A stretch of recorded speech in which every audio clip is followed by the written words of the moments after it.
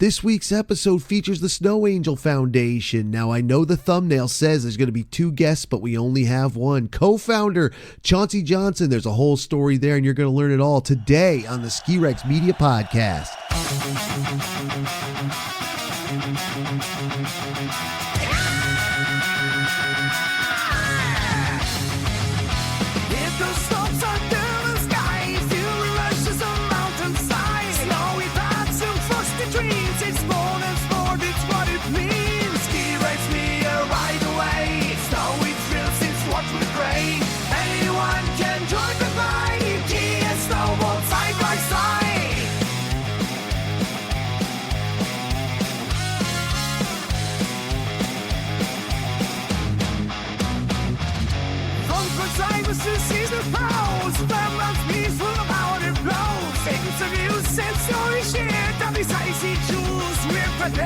Ski Rex Media, feel alive. Every curve, feel the drive. Join the crew and shred the ride. Ski and snowboard side by side.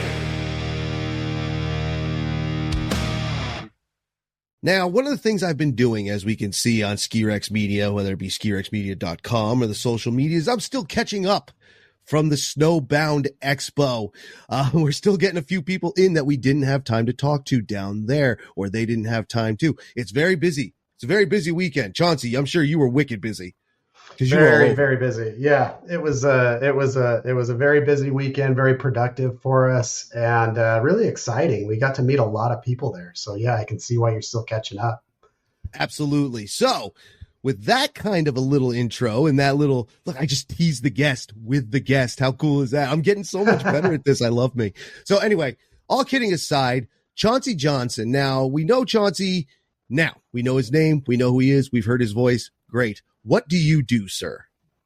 So, well, first of all, Tim, I really appreciate you having me on Ski Rex Media. We've been talking about putting this together for a little while and connected at the Snowbound Expo. Mm-hmm. I am the co-founder of the SnowAngel Foundation, which really evolved out of a very tragic ski accident that occurred with my family in an event Christmas Eve 2010 in Wyoming, where I actually lost my 5-year-old daughter to a collision with a young man, 23-year-old snowboarder, who was straight lining down the hill and actually collided with my wife and my daughter. My wife and daughter were on this run skiing together. It was our first day of that season. And my daughter's ski had come off. My wife got out of her skis to be able to go and help her get her skis back on. And that's really all my wife remembers from the event. We know from the report that the rider let his buddies know that he was going to basically bomb the run. We know that he didn't intend to collide with our girls, but whatever happened in that event, he wasn't able to see them in time to avoid colliding with them. And so that accident really is the impetus of everything that we're doing right now. As I said, we lost our 5-year-old daughter in that accident.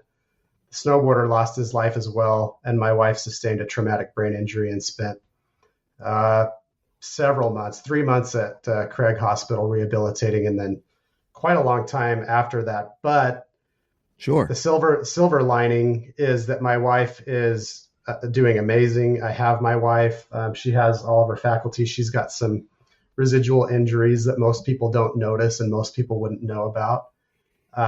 We'll talk about her a little bit. We were kind of chatting about her a little bit beforehand. Sure. But to fast forward just really quickly, in 2016, I reached out to the National Ski Areas Association and said, hey, I'm not sure if you guys, know who we are. They did. Obviously, NSAA is tightly involved in the industry and pretty much everything that's going on there.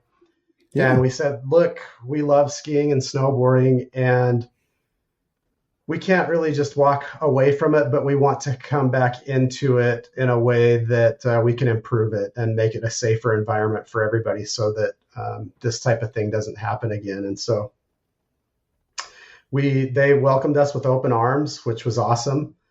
We've still got a great relationship with NSAA. We got together with them and some the folks at Active Interest Media, which is the group that does Ski Magazine, Warren Miller Ski Films, that kind of thing. Yep. And we were sitting around a board table, and they said, we were kind of brainstorming, and they said, Chauncy, what is it that you want to accomplish with this? And I said, I just want everybody to be able to come off the mountain injury free, and to be able to come back to the mountain and just ride another day. I just want everybody to be able to ride another day every time they go skiing and snowboarding and come back off the mountain. And they said, that's it. It's ride another day. That's the campaign. So nice. That kind of emerged from there. We kicked that off in early 2017. And then we started. And so anybody that listens to the podcast, if you've seen the empty SnowAngel poster, which I know many of you have because it's been distributed at multiple areas and resorts across the country, but it says she was 5, you were doing 50. That's our daughter. That's the event that we were in. We started to get requests from different ski areas to come and train with patrol and seasonal staff and things like that to talk about the importance of our behavior on the mountain. And so fast forward, we were going to kick off our foundation just because it was becoming the type of thing that we really needed to have a vehicle that we could, really dedicate ourselves to doing this. Sure. Absolutely. And so it just kind of evolved in a grassroots sort of a way. And then COVID hit, so I delayed, which was probably wise. And then in early 2023, I think it was February 2023, we became an official 501c3 SnowAngel Foundation Incorporated. And, since then, I walked away from my full-time career job and dedicating all my time and efforts to creating safer slopes for all of us. So that's kind of the nutshell of all of it. I don't know if you wanted me to answer all of that in that one question. But to answer what SnowAngel Foundation is, really that's the evolution. So, nope, that's beautiful. I appreciate it. Believe me, a little behind the scenes for Ski Rex Media and anybody else who does interviewing. If someone else can take over, go for it. 100% better. So much easier. But it's a great mission. It's a little bit of a, I don't want to use bummer because that's kind of, but I think you know what I mean, that it came about the way it did. It's very sad the way it came about. And for those who are interested, go back, look at the thumbnail for this episode of the podcast, and you can see, if you haven't seen the empty SnowAngel poster, I did use that as part of the thumbnail. And you could also go to their website, SnowAngelFoundation.org. It is org, like he said, 501, 503. 501. Yep. 501c3. Yep. C3. That's it. I get, there's a lot of those, my friends. 501c3po. C3PO. We love Star Wars here prior to Disney, but that's a whole other podcast that we can do. There you go. So it comes out. It's a beautiful thing though, when you can get something so positive out of such a traumatic, such a very awful, tragic scenario. Like, that is a beautiful thing. You've come about, you've done this. Now you have all this going. I've seen you speak now twice, once for the NASJA event in Boston, once at the Snowbound Expo, and you were all over. You even hung out with Donnie Pelletier for a little while. I saw that. How was that? That was fantastic. He was super busy, and I don't know him, but of course follow him on the socials and just I love what he's doing for the industry, just bringing, some comedy and just bringing attention to it, and just what a charismatic guy he is. And so I did make it a point to go and listen to the interview that they did with him on the main stage, which was just freaking hilarious. I mean, it was awesome. And then I also kind of, made sure that I got a picture with him. My wife went and got a poster signed, and we gave him and his wife a couple of our hats and stuff like that. Nice. Just to kind of get connected with him. But awesome couple. His wife's got to be amazing too for supporting all the stuff that he does. But just a great guy. You can tell that he just got a great energy about him. And so.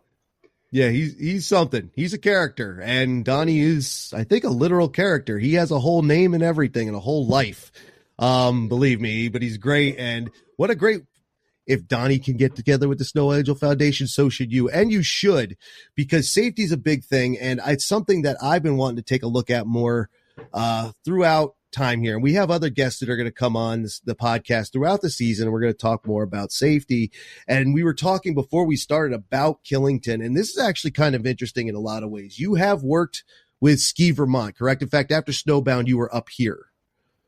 Yeah, absolutely. I want to back up just really quickly, totally. Just to clarify that I just met Donnie as kind of a fan. We don't have any sort of a connection. I just want to be clear about that. I would love to collaborate with Donnie, so if he listens to this, that would be fantastic. But I just wanted to make sure that was clear. But yes, partnership with Ski Vermont. So we are so thankful for the people at Ski Vermont and their desire to work with us. And we highlighted that a little bit, that they're really the first regional ski area association that has officially jumped on board as a partner of ours. And that really came out of, we were at the National Ski Areas Association East show. I believe that this was February 2023, and it was kind of a last minute thing, but we were asked to be on a panel for community partnerships with ski areas. And so because we'd been doing quite a bit of work with Killington for several years prior to starting our foundation, we were invited to go and be on this panel. Molly Mahar and Brian Rivard at Ski Vermont were at that panel. And after we had a chance to kind of get through it, they approached me afterwards and said, "Hey, we'd like to get in touch with you about maybe working on some things together." And I said, "That'd be fantastic." And so nice. Shortly after that, we kind of started working out plans, and it's still, I would say, definitely a work in progress, but their emphasis and desire to bring this conversation to the forefront about safety and about encouraging, I think, and enhancing that culture in Vermont. I mean, Vermont's got such an amazing ski culture. The Northeast, to me, is amazing that way. And I hadn't really been exposed to it until, 2017, 2018, when we started going out there to do some training with some different resorts. But anyway, they are they're very focused on, I guess, enhancing that culture to also be a neighborly community, take care of each other on the mountain, kind of a culture, which really melds perfectly with what we do. And I'm sure we'll talk a little bit more about what we're doing currently to increase awareness and education around safety. But yeah, and so that's opened up a lot of doors with a lot of the ski areas in Vermont. The ski community in general, as you know, is a fairly tight community. I mean, it's not a huge group of people that actually operate all of these resorts and areas across the country, but they're some of the most fantastic people on the planet, if you ask me. I mean, we're all kind of a bunch of ski bums that want to do the right thing, right? And 100%. And enjoy the snow. And so it's hard not to get along with pretty much everybody in that environment. So yeah. That's cool. Dude, that is so cool. Like that you say that, because I mean, if you go to any ski region, everybody has their little things about them. In New England, we have a reputation for being hearty folk and welcoming folk. And that's what we do. We welcome all comers. We have to. There's not many of us. So if we want to make friends, we need other people to come hang out. And you have done a ton of work. I'm looking at your website right now, SnowAngelFoundation.org. And in 2019, it says you were not just at Killington, which I'm going to talk about in a minute, but at Sugarbush, Jay Peak, Stowe, and Stratton. Like that's not everybody, but that's you covered the state. That's south, north, and middle.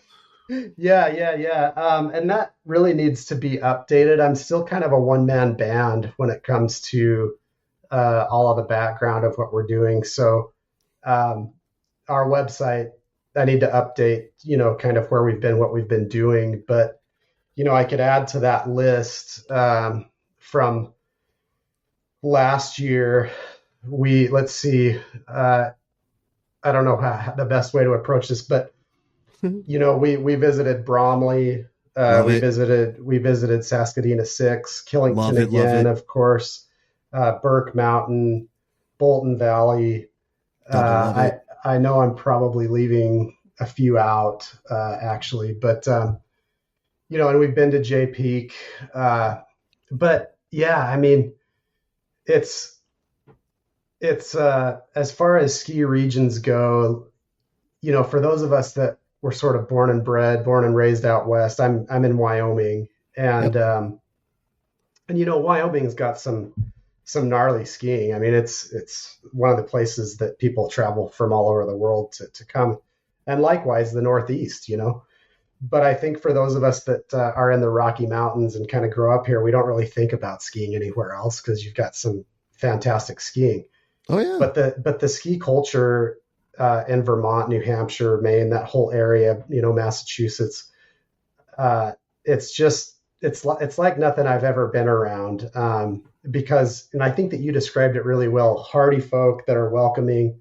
It actually really reminds me of rural Wyoming where I live. Like we all depend on each other. The politics, I'm sure, are pretty drastically different from Vermont, for example, in some ways. But the funny thing about that is that the people that I meet, we're all people that we just care about each other and care about enjoying the environment that we live in, And so there's so many similarities. And so it's almost like I feel like that whole area is kind of a second home.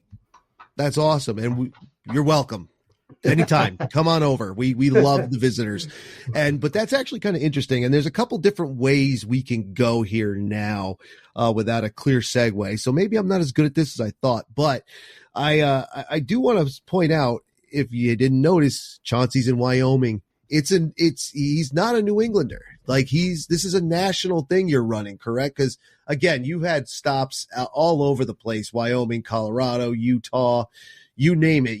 If they ski there, you've kind of been there and you're continuing to go there. Now that would be a good segue into what you're doing currently, and we'll get to it. But I want to do a couple local things first. Sure. Number one, Saskadina 6. Love it. 20 minutes from here, not far. Get there. I know 2-3 different ways to get there. I go there every year. Shout out Indy Pass. Shout out Saskadina 6. Now, I like to bring that one up because you have it's very drastic, the differences between Killington, big, massive. Well, it was corporate until this year. Now it's independent again, but it's massive. It's still big. Massive. Yeah. Still massive. Lots of air, lots of terrain, big old, it's on the second highest peak in the state, the whole nine. Saskadina 6, not so much. Teeny weeny, not a lot of vertical, still awesome. Love the place. Like I said, go every year. So you definitely are you're including everyone. And that's something I want to make sure people understand is like you are we mentioned Killington and Stowe and even Stratton and some of these other big places, but Saskadina, Bolton, smaller, Jay Peak, smaller, and I'm sure you'll be at other places. It really is for everyone what you're doing. Yeah. I love this. I love this segue right here because, the fact of the matter is that for us, our interest is ensuring that that everybody has a better understanding of how to keep themselves and others safe on the mountain. We'll talk about that here a little bit more, but that's not exclusive to just the big operations, right? I mean, to give perspective, and I think part of this is because of the way that I came up snowboarding. So I've snowboarded since I was probably 12 or 13. I'm 45, so over 30 years. And then I started skiing 4 years ago to start helping our we had two more daughters after the accident. So we've got kind of a split in our kids. We've got 5 children, 4 surviving. And we ski together with our family. And my wife had trained the first 3, and she said, I'm tired. Can you pick up some skis so you can get these kids on skis? And I love that perspective of both as well. But But circling back, the point is I grew up in a small town, Sheridan, Wyoming, just south of the border of Montana. Grew up skiing at Antelope Butte, which is, a small hill with basically 2 lifts. Now they've got a magic carpet. They were actually closed for about 10 years, shortly after I graduated high school. Mm-hmm. And the community came back and said, we've got to have a ski area. And so they started a nonprofit to start Antelope Butte. But, Antelope Butte's probably got 1,000 feet of vertical rise. It kind of reminds me of sort of skiing the East. When I talk to people from out East, they say, sure, if you can ski the East, you can ski anything. Mm-hmm. I've skied the East, and we say the same thing about Antelope Butte, and I agree 100%. If you can ski the East, you can ski anything. You can come out here and ski anything. Anyway, the accident that we were in occurred at Hogadon outside of Casper, Wyoming, 600 feet of vertical rise. Sure. And so a lot of times we think, wow, you're out in Wyoming, you're close to Jackson Hole and the Tetons and Grand Targhee. And yeah, those are huge, big, majestic mountains with a lot of vertical rise. But the fact of the matter is an accident as devastating as ours, while they're extremely rare and we want to keep them extremely rare, sure, happened within about 400 vertical feet. Mm-hmm. Right. And so to me, and the reason I guess that I say that is that my background and my perspective is that, yes, I've grown up, I skied the Wasatch in college with my wife in Utah. I grew up skiing Colorado, Wyoming, Montana, and some of these big places. But the fact of the matter is that anywhere that we're sliding on snow, we all have a responsibility to keep ourselves and others safe. And furthermore, one of the biggest concerns of the skiing public is fear of the behavior of other skiers and riders, right? Yep. Mm-hmm. And so that doesn't discriminate based on whether you're at a Killington or a Saskadina 6 or a Hogadon, Wyoming, or whatever the case may be. And so we're here to support those teams that operate at any ski area, small or large. We're here to support kids, teens, and their parents. And so we're getting into schools to be able to do some pre-mountain training with kids in their schools where we have kind of a captive audience. And then we're also getting into where we're training a lot of ski teams and stuff that are at the bigger places, But yeah, this is for everybody. It's a community of all of us. And I think one more piece that I just want to throw into this part of the conversation is that, we talk about the Indy Pass, we talk about the Epic, the Icon, the Mountain Collective. Sure. And we are losing to a degree that culture of our home mountain because of the intermixing of these passes that we have available. And I'm not opposed to the passes. I think they're amazing. You get opportunities to go and ski some great places. You can go and ski a Saskadina 6 if you've never done that. Mm-hmm. And you can go to other independent resorts and just get that flavor. And I love that. However, we've got to create a culture within all skiers and riders that goes to every mountain. And so to kind of put this in a more concise way, this is why the message and the training and the education and the awareness around what happened in our event that can be avoided because we believe it was 100% avoidable. Sure. Is a message for everybody. Doesn't matter where you're skiing, doesn't matter what pass you're on. We've got to create just a tweak in the culture that we're all being good mountain citizens looking out for each other no matter where we're at. Absolutely. 100%. And I love that, man. I think you might be right about that. Now that you brought it up, the home mountain needs to become a thing again. Fact is, if I didn't have an Indy Pass, I would still have my Whaleback Pass, which is where I'm at 90% of the year. Not just because I work there and work with them, but I love the place and I would ski there. It's literally my home mountain. It's 15 minutes away. That's fantastic. I've driven by there too many times to not go ski it. I'm going to make it happen this year. I love hearing that. I love hearing that. Come to Whaleback, everybody. I love it. Chauncey's going to love it. Shout out to John, the executive director of Whaleback. He said it. You heard him say it on this podcast. If you come up, see him, first couple runs are on him. You can't beat That's that. awesome. You That can't is beat awesome. that. John, very good guy. And we'll talk more about Whaleback, believe me, I'm sure. But, you know, it is for everybody, the safety aspect. Saskadena 6 is actually an interesting one because they have their face, the face. It's a diamond trail right off the front. That's a steep. It is a steep, and it is easy to get cooking on that trail. I have done it. Now, I have also done it on a Tuesday when it was me and 3 other people right as the place opened, and there was nobody else on the trail. I was alone, and believe me, I was not. I think the app that I used said I might have got to 35, 38 miles an hour, so I wasn't cooking hard. Sure. In fact, honestly, I'm not even sure how people get going faster than that because my whole life I've never been a fast skier. I don't know how to do it. I'm surprised I know how to ski at all, to be honest. But again, the safety aspect, I was very conscious of people around me, which was nobody. So I had an opportunity to actually not point them and just ride, but to be a little bit more free with it, pay attention to who's around. And then, you know that maybe it's not the best idea. And that day, all right, I do self-deprecate about my skiing ability, but I can do it. I do know how to do it. And that day, I was the first person to hit the trail. It was perfectly groomed. It was sunshiny and cold. It was effortless. For a diamond steep, it was effortless. So the safety, it can fluctuate, but I think the point is to be mindful of it anyway. And now we go back to Killington on a day, and this was Black Friday. This past, I was up at the race. Everybody knows that. We were riding up the slope. Now, first thing I want to point out is as we were going up the Snowden chair, there was SnowAngel Foundation signage on the towers. So I definitely thought of you. I would have loved to get a picture, but the guys I was riding with had never been on a bubble chair, and they wanted to put the bubble down to check it out. Sure. So I was like, yeah, let's do it.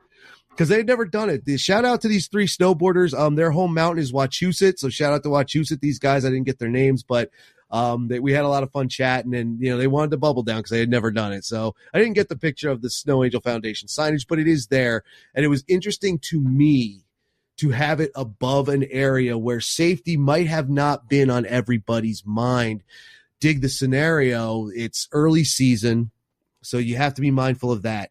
There's not beginner terrain in the early season in a place like that. And it's Black Friday. There were so many people. It was shoulder to shoulder. There were rope duckers everywhere. We watched them. We watched 100 people duck a rope. It had to have been 100 people. Literally. Like, I'm not even being hyperbolic or anything. It was all below that sign.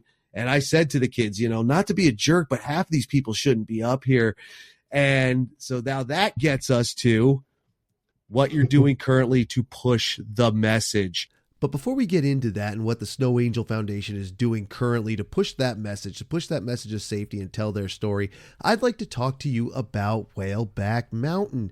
Yes, you've already heard Whaleback Mountain. He talked about tons on this podcast. It's even in this episode we talk about Whaleback Mountain. I always talk about Whaleback Mountain because I love the place so much. Whaleback Mountain is my home mountain, one of the partners of Ski Rex Media, and I love it, and I think you'd love it too, and I think you should check it out when you can. Absolutely. Easiest mountain to get to. Exit 16 off of I-89. It is right on I-89. You can't miss it. It's easy to find, easy to get to. It's not that expensive. Relatively speaking to the other places that have these high day ticket prices, Whaleback doesn't do that. It's well under $100. It's around 50 or 60 bucks. I think that's okay in this world, right? They have everything you need. Do you need rentals? They got you covered. Do you need easy terrain and learning how to do it? Lessons? They can do that. Take lessons. It's great. Do you need harder terrain? Do you like a little bit more of a challenge? They have that too. They have a terrain park if you want. They have natural runs, groomed runs, snowmaking, not snowmaking. It's small, but it's awesome. It has everything you could want, and they would love you to come visit. As would I, and they make it easy. Like I said, day tickets, not so expensive. Season passes, not so bad. Do you want to use your Indy Pass there? Because you can. If you have an Indy Pass, you have 2 days waiting at Whaleback. You can use your Uphill New England Pass if you're an uphiller. If you have a Seasons Pass at like Dartmouth, Dartmouth Skiway or some other local place, there might be reciprocal deals.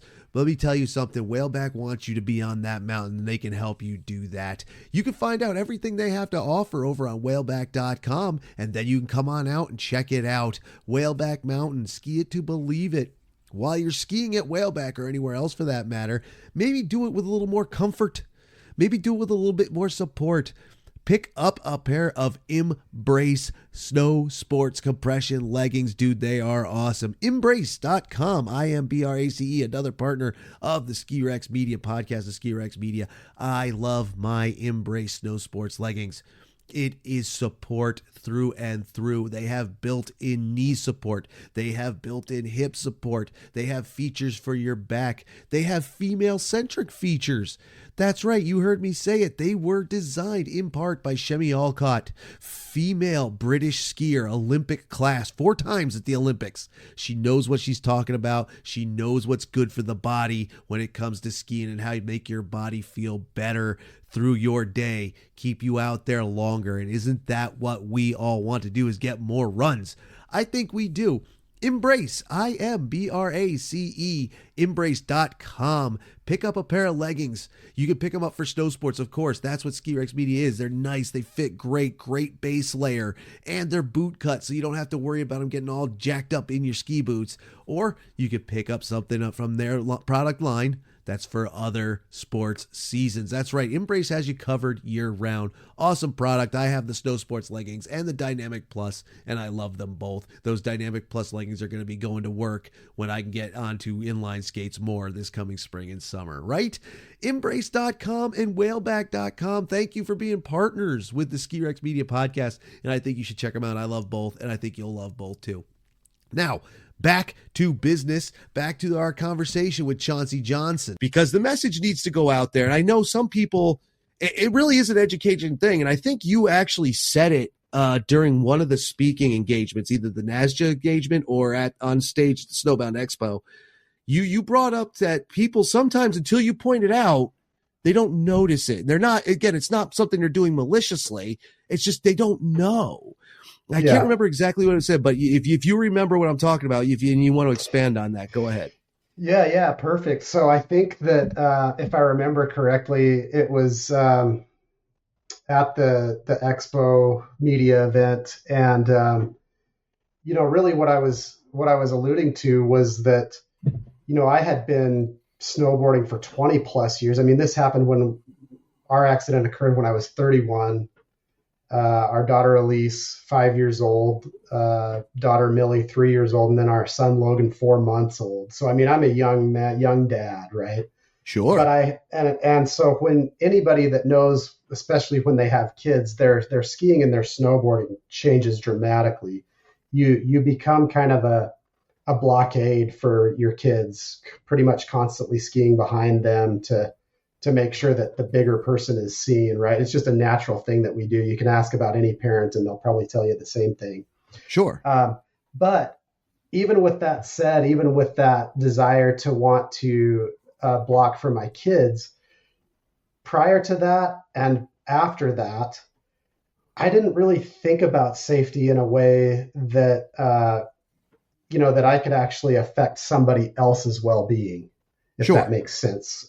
Yes. When I was in college, my wife and I would ski multiple times a week. We got our schedules set up, and I was able to work a swing shift as a security guard and do my homework kind of in between security guard stuff. Very good. So we just skied our tails off, but I hit a tree, riding through the trees. I wasn't going really fast, but it knocked the wind out of me. And that was the first time that it really caught my attention, that not that I don't know that I can't hit a tree or whatever, but it was basically the first time that it really came to mind that I can really hurt myself. Right.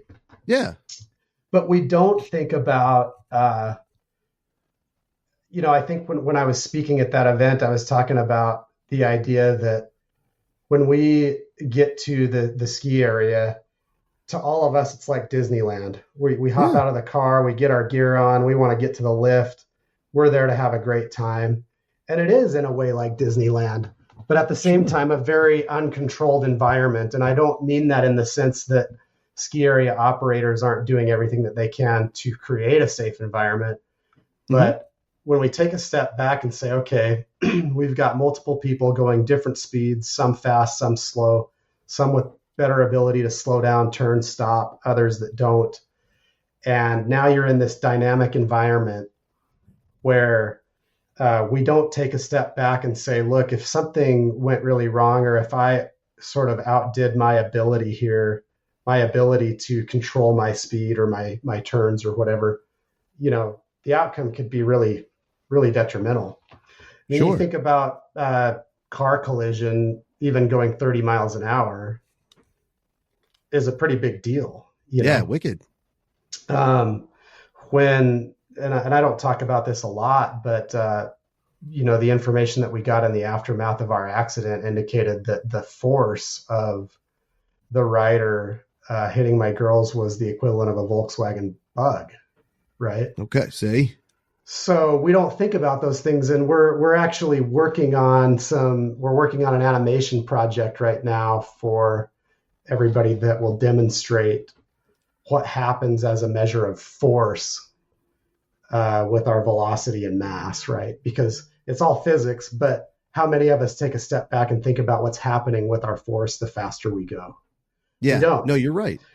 And so to kind of circle back, you know, that was my thought at the moment, and it comes up pretty frequently, but we just don't take a step back and think about before we get sort of dropped off at our Disneyland playground, because I'm not a big Disneyland fan. I mean, I've been there, it's okay, but you know, my family and I's Disneyland is being outside, and especially skiing or fly fishing or mountain biking or hiking, you know. So, but you know, there's not really any scenario where we're doing sort of a risk analysis before we get up to the mountain. And I'm not saying it's got to be super duper formal or whatever. However, if we can train kids, adults, staff, you know, to be thinking about these things before we even jump on the mountain, and then be reminded of those things when we're on the mountain, which is kind of circles back to Killington and what Killington's been doing. Killington's real focus there is nudging people in the right direction. So when you go and ski Killington, you'll see signs at the RFID screens that say "Ride another day" when it tells you how many days you've skied there, or I don't know if it tells you how many laps or not, but and then you'll get to certain lift towers and it will say, you know, be ready, be alert, plan ahead, the tenets of "Ride another day" as you kind of go up the lift. And so what they're doing there is just nudging people from all angles of the mountain to have safety more top of mind. Absolutely. And they're seeing, you know, some really positive effects with that. But yeah, we don't take a step back and think, we just think I'm snapping into my skis or I'm buckling into my snowboard and I'm going to go have a great day. And that's what we want everybody to have. And thank goodness that we all have what's called proprioception, which gives us the ability to measure our brains. I study this stuff because I delved into this whole thing, and you know, our brains they give our bodies spatial awareness, right? Yes. And that's called proprioception. Basically, it's your physicality and your brain working together to keep yourself safe from distancing and spacing other objects and things like that. So when we're skiing and snowboarding, all of us as humans have this ability to take those measurements as long as we can see them. Yeah. And react to them. But we are continuing to see collisions on the mountain that are happening from uphill skiers or riders colliding with downhill skiers or riders, and we don't have eyes in the back of our heads. Sure. And then, sorry, I kind of going down a rabbit trail here, but go for it. Then you jump on social media, for example, and if you look up ski collisions, right? I would invite your listeners to go look up ski collisions. You'll be a little bit shocked about some of the things that you see if you haven't already. but don't just look at the collision. Well, look at the collision and then look at the comments. And the comments under these ski collisions are all over the place about who's at fault. Yes. And some of them are extremely obvious that the uphill skier or rider is at fault. And that's also part of the skier responsibility code. Sure. Because our heads aren't completely on a swivel. We talk about having our heads on a swivel, as a form of speech. But there are so many people out here on the mountains that don't even know what their responsibilities are. And it's not because of strong efforts by the ski industry to do that. But we see that there's a gap.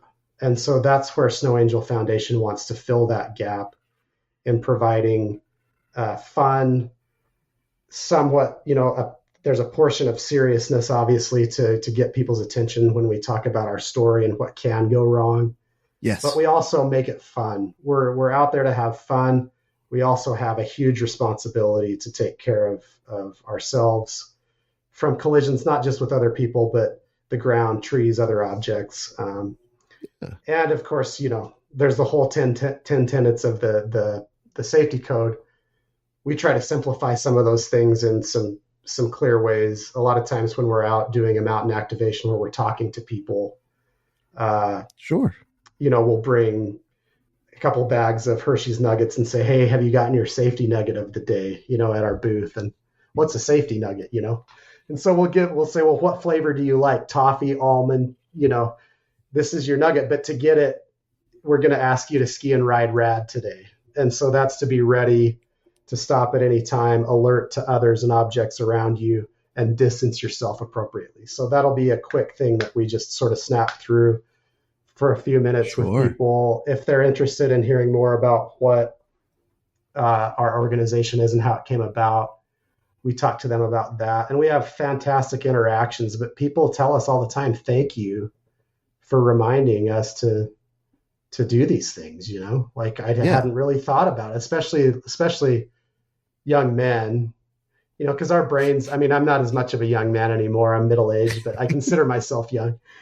But our brains scientifically don't fully develop until 23, 24, 25. And so we don't take a step back and think about that. And we're the biggest perpetrators of these types of accidents, Yeah. It is out there. The data shows. The data, the statistics are there. And so we're highly concerned about that demographic because, as I said earlier in the conversation, I know in my heart, I struggled for a while with frustration and anger towards a snowboarder. I think as any person would, but I knew even from the beginning that in my heart, he didn't intend to do it. Sure. There's no reason that he ever would have wanted to hurt himself or especially anybody else. Because every young man that we talk about still has a brain and a heart. And they all tell us, thank you. I needed to hear this today, Yeah. No, and you're 100% correct. Like it's never intentional. If it is intentional, that person has another issue that needs to be dealt with off mountain. Right, exactly. Like whatever your issue is, bro, that's something for a psychologist or a psychiatrist. But these things do happen, and it does come down to being mindful of who's around and when. Because one of the things you said, I like how you bring up the word fun, because Chauncey's not trying to trash your fun. Like, we're not saying you can't bomb. You can bomb 100%. Just be mindful of who's around, what's around, maybe not do it on a green, don't do that. Well, yeah. And speaking of that, the majority of collisions and accidents in general occur on blue runs. Yep. Why on blue runs? Because you've got enough vert to get going really fast, but it's not so much that, like a black diamond or a double black where you've really got to be super focused on every move you make. Right. Oh, yeah. And so blues and greens, those are the areas that we need to dial it back, make sure that we are able to get on an edge and hold it, Yep. But yeah, you're absolutely right. We're not out here telling people not to push themselves. When we talk to ski teams, we tell them, look, we hope that you're our next Olympians. and you need to push yourselves. But when you're not on a closed course, that's not the time to be, racing the fastest you can race. Right. Yeah. So there's a time and place. There's a time and place. Be mindful of it. And again, I'll I watch freestyle and skier and border cross and all this stuff. These sports, these part of the sports, these disciplines go against self-preservation completely. Totally. So we understand. And yet we all cheer them on because they're doing, phenomenal things. They're pushing limits that are just unhumanly almost, But again, these people are also, you could see it. They're doing it in a closed course in an environment that minimizes their, the danger. It is dangerous. Skiing's dangerous anyway. It's dangerous even if you sit in the learning area. Like it's dangerous. It is. Yeah. But so are so many things. It's just be about mindful, who's around, what's around. We don't want to trash your fun, and shout out to anything that has Hershey's Nuggets attached to it. I will put down a bag of them right now. It's why I don't keep them in the house. The original one, just the plain one. That's the one I like, though. Yeah.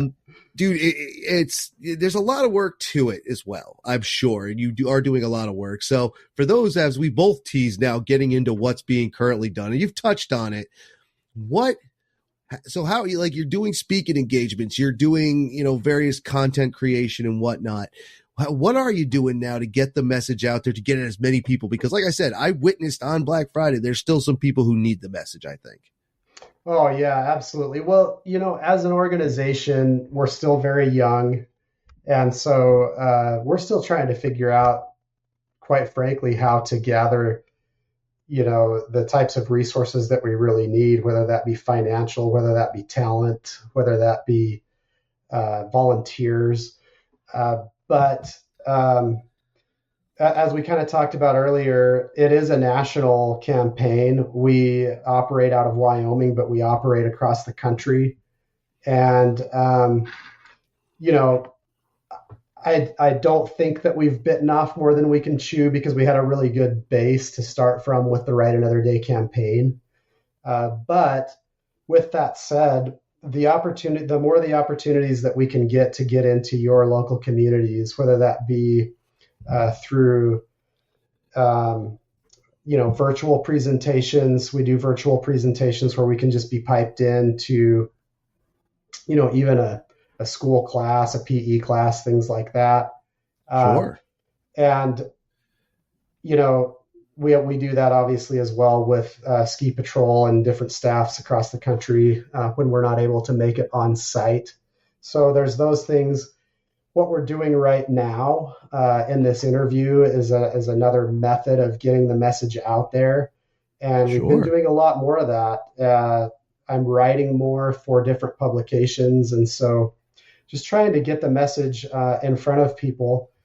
I do believe that the more that ski areas come on board with what we're doing, those partnerships are vital to be able to get the message in front of their patrons that come and support those mountains. But there's still a lot to do, obviously. But yeah, I mean, we do speaking engagements this winter, just to kind of throw it out there for the Northeast. We will be in Vermont the first couple of weeks of January to be working with a few different mountains, as well as trying to get into some of the schools and the ski teams and things like that. Very cool. We're going to be putting some ski-a-thon type events on as well throughout the winter. So these are awareness campaigns that people can get involved in and spread the message themselves as well. Really, that peer-to-peer sort of messaging is the most effective when people get exposed to who we are and what we're doing and what our organization's doing, and then share it with others with the media that we currently have. That's super effective. And then we're starting to build more and more partnerships with industry suppliers and things like that. We are working with a company called Raising Little Rippers, who Nellie Thomas, become a good friend of ours, who's developed an app. And so we're kicking that off as we speak, actually. That's called the Ride Family app, and I'll send you, Tim, some links to that. Nice. But that will help people actually put safety training in their hands at their phone. When you go through the courses, you get discounts from some pretty cool gear companies and things like that. That's solid for completing the courses. So any collaborations that we can do and that, is really just sort of a mutually beneficial cycle where, a company that wants to sponsor what we're doing can provide a discount to the end user. The end user gets the education, and we have achieved a portion of our mission by getting that education in front of people. And so, these collaborations are huge, but trying to get in front of people in multiple multimedia formats, I guess is what I'm trying to say. Sure. Through an app, through media, through the trainings that we do at school, and then sending information home with the kids for their parents, things like that. So it's a big, the old saying goes, how do you eat an elephant one bite at a time? Yep. So that's kind of what we're doing. But as we're able to grow and as we're able to be the type of organization that we envision, where we've got ambassadors and volunteers in different areas, that's really what we're working towards, so that there's a presence in each community and training opportunities in each community. So very good. And so the beautiful thing about the 21st century, in a way, is that the world is getting smaller. Now, it's beautiful in some ways, it's not so great in others. For example, Chauncy was introduced to me by friend of Ski Rex Media, Kimberly Kay, who is in England. So you've gone global, which is good. A little bit. Your point, Like to your point, you are out there, you're getting the information out in all these different ways through, word of mouth, social media, regular media, this media, that media, and all your engagements. I think it's wonderful that you go into the schools.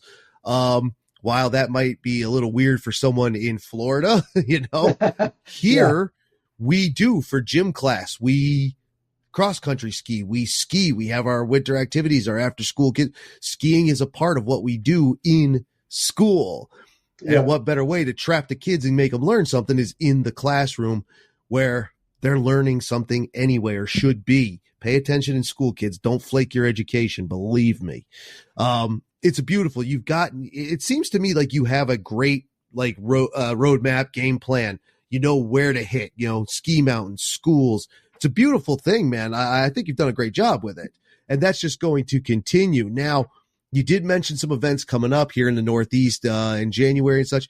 Where can folks get that schedule if they want to participate, if they want to see what you do, if they want to come up and shake your hand and say thank you, make friends with you? In fact, we'll get into that here in a second. What's the best way to do that?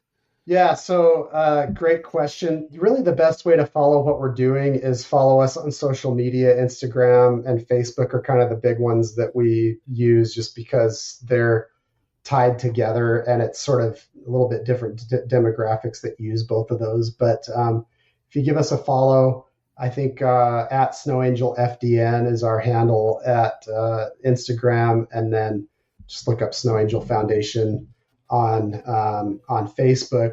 That's the best way to do it. We're going to be adding a schedule to our website as well, so be looking for a tab on that, and then that way you'll know kind of where we're going to be. I know for certain that we will be at Killington. I believe it's that second weekend of January. So I want to say it's like the 10th, 11th, 12th ish.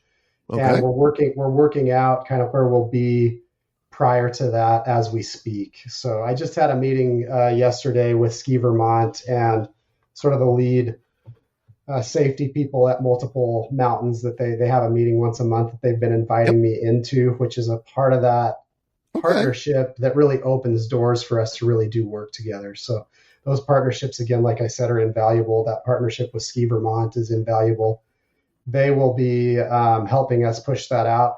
And I'll keep you informed as well, Tim, so that nice. We would love to make sure that, any media outlets are letting their listeners and their followers know where we're going to be and when, because we the FaceTime that we get with people is like our absolute pleasure of doing this. It's those human personal connections that really start to change people's way of thinking.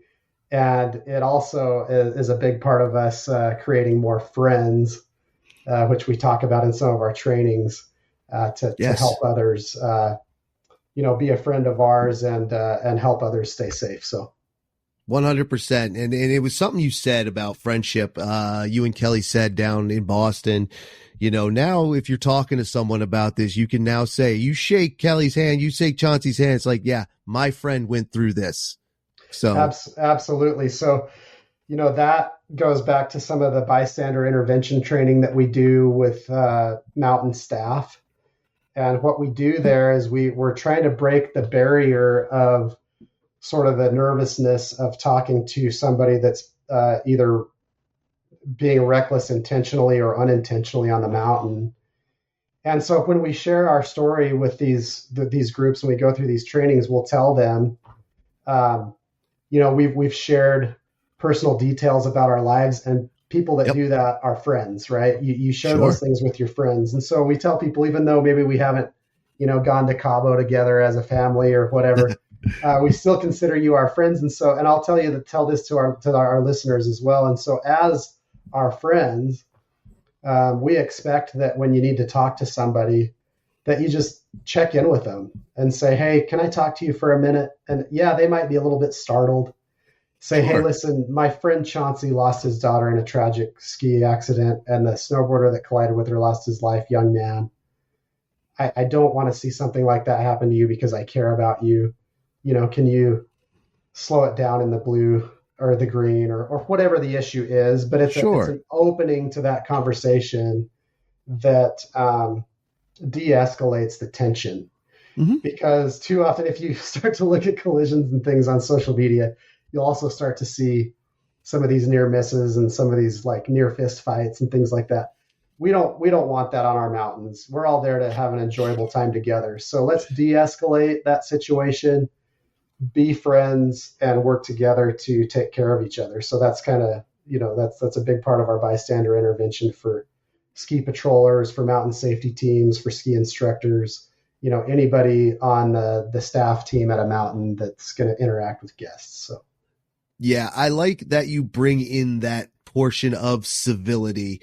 Now, not to get too into myself, but I've had problems with anger throughout the years, and many times these near collisions have led to screaming matches, cuss words with kids there, which is not necessarily a great thing.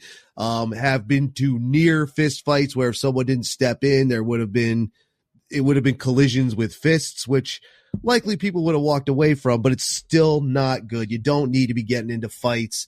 And it's not just like skier versus snowboarder animosity. A jerk is a jerk, whoever, And, yeah, absolutely. Absolutely. I'm a jerk. I agree 100%. And I've almost been in those situations where I have, been like, dude, if you want to go, let's go right now. We can do it. And it's not a good thing. Like I'm telling you from experience, grow beyond it. The place that I sort of came up with this is, it was 2 seasons ago. I was skiing with my youngest daughter. She would have been 6 at the time. And so this is really close to the age that we lost our oldest daughter, right? Yep. These 2 skiers come skiing fast down the run, barely split us because my daughter had kind of taken a little tumble and just was resting. And so, another great point, always make yourself as visible as possible. I know that sounds obvious, but sometimes we don't think about it. Always make yourself as visible as possible when you need to stop so that you can help others see you. Anyway, these 2 guys, probably mid-20s, come flying by both sides of us. And you can imagine the adrenaline and the feelings that sort of just sparked in me in a split second. I got my daughter up and I said, we got to get down to the bottom, get her down to the bottom. And I go flying to the bottom of the lift line, and I'm about to do the exact thing that you're talking about because I don't know how to control myself. And somehow I said, just take a deep breath, and figure out how to communicate effectively here. Yes. And so I just said, hey guys, can I talk to you for a second? They're like, oh yeah, dude, what's up? They didn't even know And I Yeah, said, yeah. and I said, you might not believe it, but I actually lost my daughter, 10 years ago, Sure. in a ski collision, and you guys just came flying right by me and my youngest daughter. And I just need you to dial it back when you're around, you know, other skiers and riders. And they looked at me and they were like, we did? Where were you at? They didn't even see us. Yeah, And exactly. I said it was just right up there. And I said, look, I want you guys to have a great day. I get a little bit worked up about these things, but I Sure. don't want to see you get hurt either. And it Yeah. was like this experience that I was like, light bulb. Yeah. Anybody can do that. If I can It do that after being through what I've been through, anybody can do that. If they'll take a deep breath and they have sort of a soundbite thing to say that's a positive, that can become a positive outcome, right? Yeah. See, the thing So, is, snow sports are so social. We all do it. We talk to people in the lift line. We talk to people on the chairlift. I talk to everybody. That's what I do. That's my shtick. I love it. That's why I do this. And if you could just take that deep breath and say, dude, I was just, and this happened, no hard feelings or nothing. Just, hey, let's chat about it. And they say, all right. And then you make a new friend and you're taking runs anyway. You're taking yeah, runs together. exactly. Well, and I think when you can let them know, look, I care about your well-being as well. Yeah. And so for your listeners, like, I care about the lost life of the snowboarder that collided with my girls, right? I care about Yeah. his family. I don't know them well. I Sure. do know that when you go through something like this, it's the worst experience you can experience as a parent. Oh God. Yeah, I'm sure. Is losing a child, right? And so, like, I sort of see all these other kids and people out there as maybe that's the guy that nobody intervened with. And I'm Yeah. going to intervene with them because I care about them, There you go. So, I love it. yeah. I love it. Reach out, and it's all you got to do. Safety's everybody's responsibility. It is. For sure, And for sure. it took me a while. I've done some unsafe things. I'm not going to lie about it. So have I. Yeah. And like you said, sometimes you have that come to Jesus moment where it's like, holy crap, I could have died. Yeah. Or even worse, I could have killed somebody. Yeah. Absolutely. And I don't want to kill somebody. I don't want to get hurt. It does happen, but I'm going to try and make sure that everybody gets to ride again. Like, I'll see you today. I'll see you tomorrow too. And we'll be up there together, and it's going to be a lot of fun. Awesome. We're getting close to our hour. Yeah. Perfect, Do we have anything? Perfect. Which is great. I try to keep, we can go all day if you want to go all day, and I'll cut this into 12 episodes. I probably need to get moving on, but here pretty quick because I've got some other meetings coming up. But I do. 10-4. Man, I appreciate you having me on. Like I said, Yeah. I know that my wife bro. Kelli would be happy to jump on another one with you when you're ready to do that. But we just appreciate your support. I think to kind of some of my closing thoughts would just be, absolutely, we want everybody to come back and ride another day. Our accident was basically an unprecedented accident where you've got 3 victims in one accident, Yes. 2 fatalities, 1 catastrophic injury. They don't happen often. However, they can. And however, there are a lot of preventable and avoidable injuries, season-ending injuries that just don't need to happen. Yes. There's a lot of anxiety at times on the mountain that just doesn't need to be there if we will take better care of each other. And so that's really our message is let's be great mountain citizens to each other so that we can all come back and ride another day. And I guess just a couple of calls to action for listeners. I would say commit to that yourselves first. That's our message. Commit to safety yourselves first. Secondly, give us a follow on social media. Check out our website to kind of see what's going on. If you've got $5 or $10 to jump on and donate, we can always use those resources. If you've got more to donate, the more the merrier. We'll use it all for this messaging and to make the mountains safer.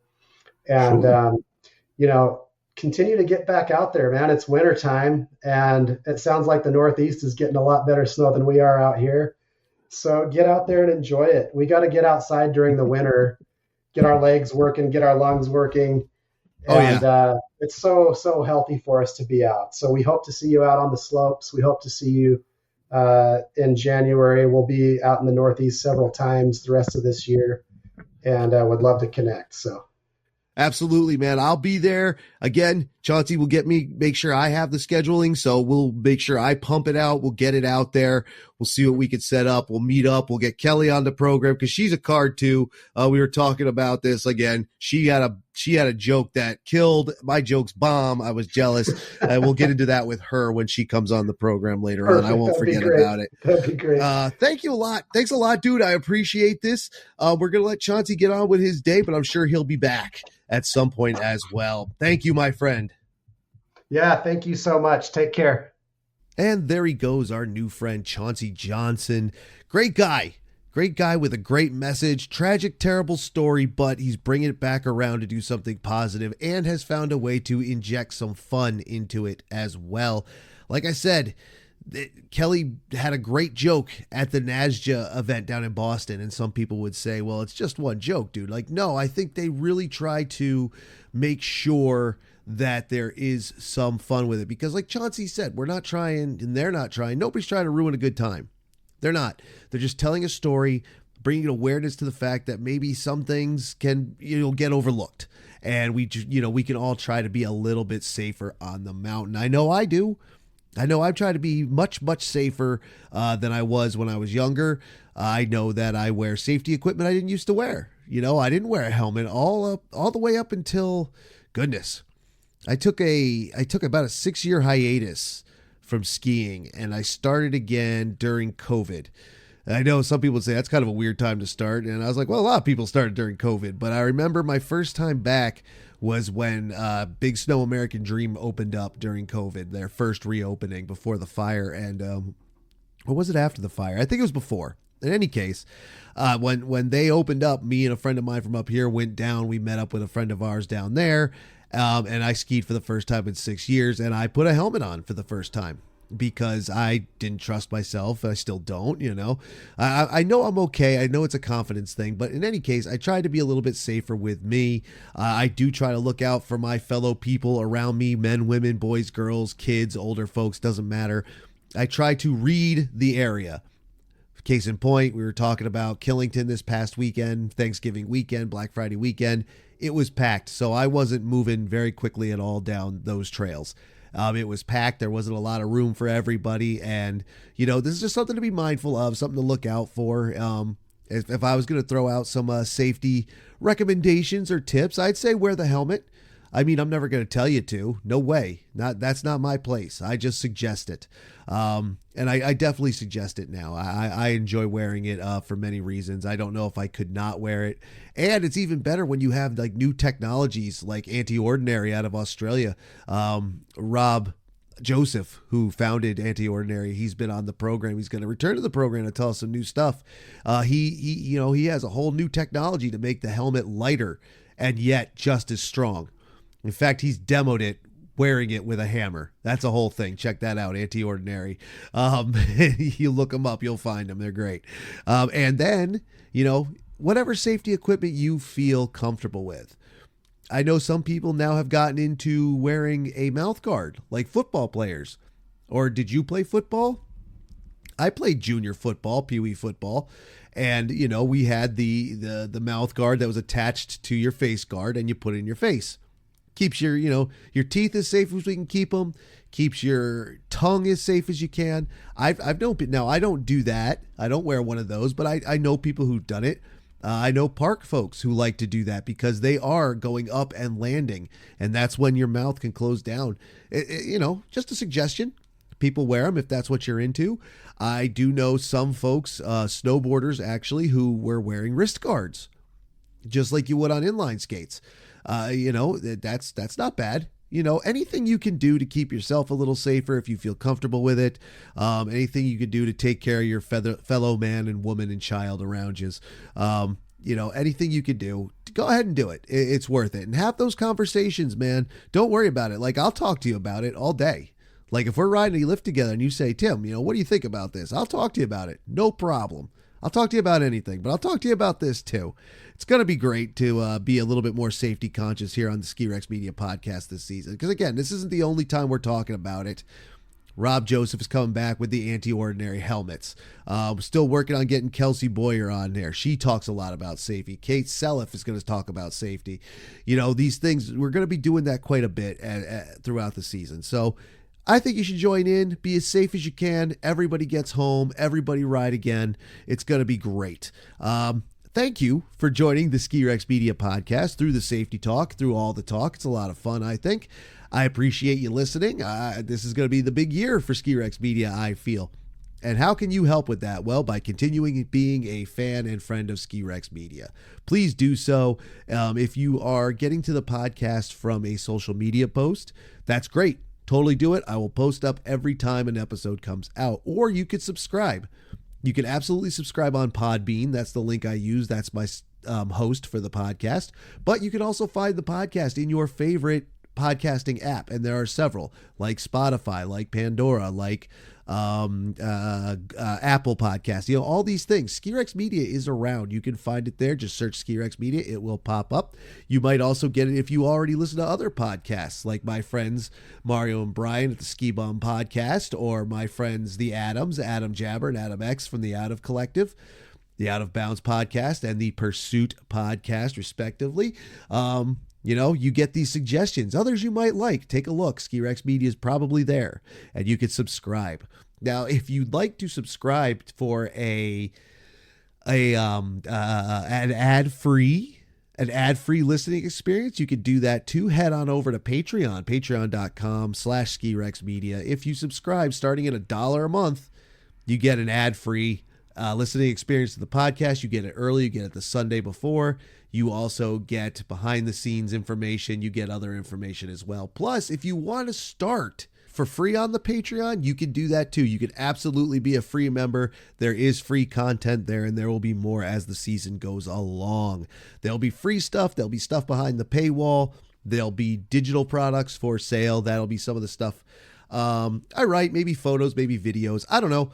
We'll see how it works out, because they have all kinds of new stuff there over on Patreon. It's going to work out well for Ski Rex Media. Also, signing up there for free will get you updates. Now, I did just have someone sign up for the newsletter. I'm kind of moving away from the newsletter and using Patreon's blog tools to do the updates. Why? Because it's one less thing. For Ski Rex Media, I'm trying to get everything down to as few tools as I can. Makes it just more efficient, more easy. I like it that way. So if you were a newsletter subscriber, head on over to Patreon, sign up for free. Newsletters and stuff will be coming out of there. More update posts. It'll be a little easier, I think, on everybody.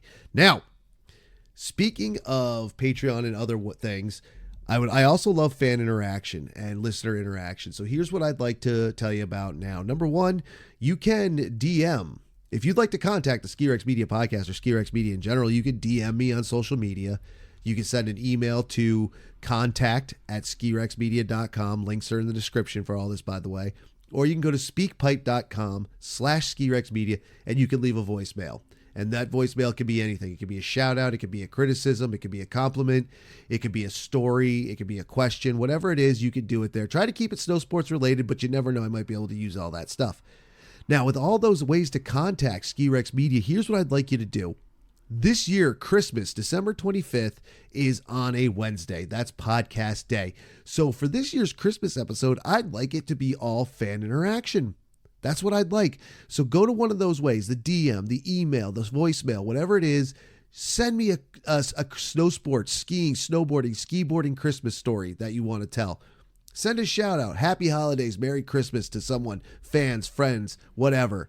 Family, I meant. Not fans, but family. You know, whatever you want to do, any way you want to interact, I'll make a podcast out of all of it, and we'll have a fun, easygoing podcast for people to listen to on Christmas morning. You'll be able to open it up like it was something under the tree. I'd like as much participation as we can on that, so please help me out if you are in a position to do so.